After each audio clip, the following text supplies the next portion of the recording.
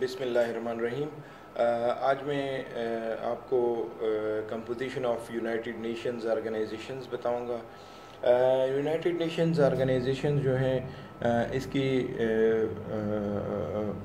6 main जो हैं वो ऑर्गन्स हैं, जैसे जनरल असेंबली हो गया, सिक्योरिटी काउंसिल हो गया, इकोनॉमिक एंड सोशल काउंसिल हो गया, ट्रस्टीशिप काउंसिल हो गया, इंटरनेशनल कोर्ट ऑफ जस्टिस हो गया और सेक्रेटेरिएट हो गया। फ़र्स्ट ऑफ़ ऑल मैं थोड़ी सी रोशनी डालूँगा जनरल असेंबली पे। तो जनरल असेंबली जो है यूनाइटेड नेशंस का एक मेन ऑर्गन है। जितने भी यूनाइटेड नेशंस के मेंबर्स हैं, they are the members of the General Assembly. हर कोई जो है, हर मेंबर स्टेट जो है वो अपने 5 रिप्रेजेंटेटिव्स जनरल असेंबली में भेजता है, लेकिन उन 5 का सिर्फ एक ही वोट जो है वो कंसिडर होता है। जनरल असेंबली के सेशंस जो हैं वो वंस इन अ ईयर होते हैं, जो कि थर्ड ट्यूसडे इन सितंबर एवरी ईयर जो होता है। Third Tuesday in each September each year जो है ये होता है। जनरल असेंबली का एक प्रेसिडेंट होता है और 17 वाइस प्रेसिडेंट्स होते हैं, जिनको जनरल असेंबली ही के मेंबर्स जो हैं वो हर ईयर जो है वो इलेक्ट करते हैं। अच्छा, जनरल असेंबली में ये चूँकि असेंबली होती है आम हमारे पार्लियामेंट की तरह, तो इसमें हर एक इशू पे डिस्कशन होती है। This is a forum for discussion. जो भी काम होता है, अपॉइंटमेंट होती है, नॉमिनेशन होती है, इलेक्शन होती है, सिलेक्शन होती है, वो जनरल असेंबली से अप्रूवल लेके ही होती है। जो भी काम किया जाता है वो जनरल असेंबली से ही अप्रूवल लेके किया जाता है। दूसरा जो इसका में ऑर्गन है, that is the security council. Security council जो है ये इसका दूसरा मेन ऑर्गन है और इसके 5 परमानेंट मेंबर्स होते हैं। 5 परमानेंट मेंबर्स में USA, UK, France, Russia and China हैं, and they are also called as the veto powers. ये 5 जो हैं, they are what, they are the veto power, they are having the veto powers. बाकी इसके other, पहले इसके 10 members थे temporary, फिर 11 हो गए, बाद में 15 हो गए।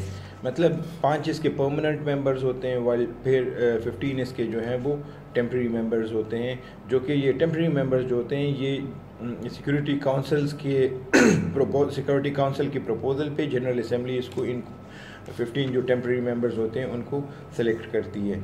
अच्छा, इसके जो ये 15 नॉन परमानेंट मेंबर्स जो होते हैं, ये जब इनकी टेन्योर ख़त्म हो जाता है, जो कि इनका जो 2 इयर्स होता है, इनका टेन्योर 2 इयर्स होता है जो कि ख़त्म हो जाता है, तो ये री इलेक्शन इनकी नहीं होती है।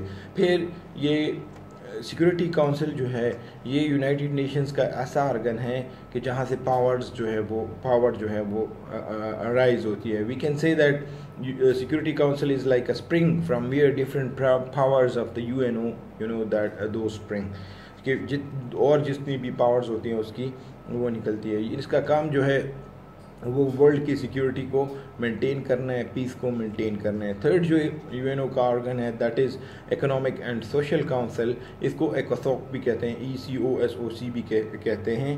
और इसका काम है इकोनॉमिक और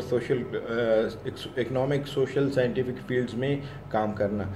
ये जो है अपने मेंबर स्टेट्स में डिफरेंट NGOs के ज़रिए ये क्या करती हैं, ये उनमें इकोनॉमिक इश्यूज़ पे, सोशल इश्यूज़ पे, उस पे वो, और साइंटिफिक इश्यूज़ पे ये काम करती है।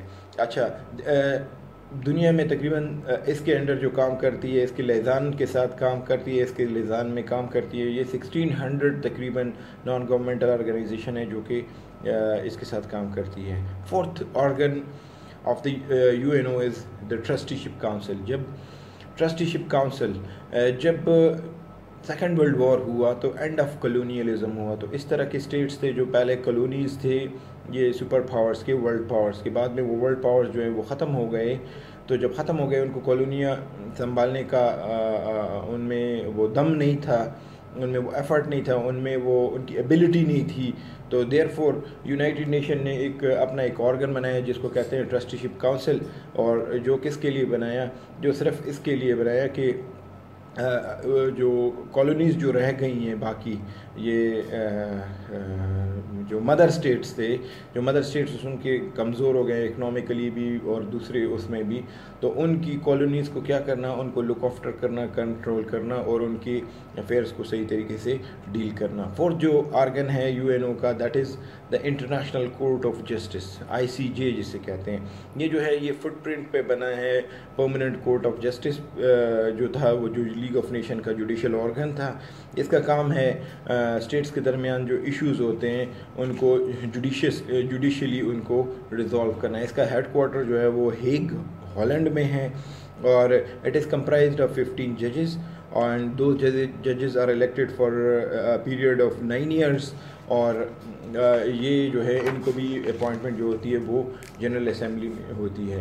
अच्छा, दूसरी इनके जजेस को रिमूव भी किया जा सकता है, मतलब जब यूनानिमसली तमाम अदर जज जो कहते हैं कि ये एक जज में कोई इशू है या इसने ब्राइब लिया है या भाई बायस्ड है या ये प्रेजुडिस उसमें काम करता है, तो देयरफॉर उसको क्या कहते हैं, देखें दैट जज can be remove from his seat.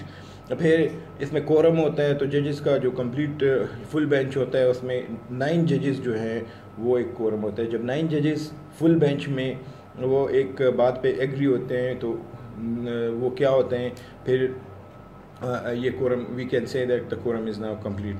Her ICJ का अपना एक चीफ जस्टिस होता है जिसको आईसीजे में प्रेसिडेंट कहते हैं, और बाकी इसके साथ वो that chief justice is elected for 3 years।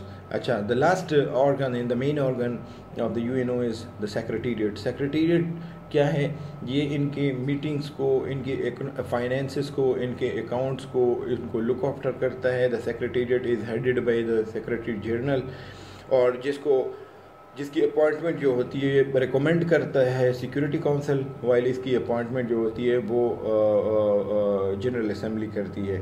और दूसरा ये that's enough. Thank you very much.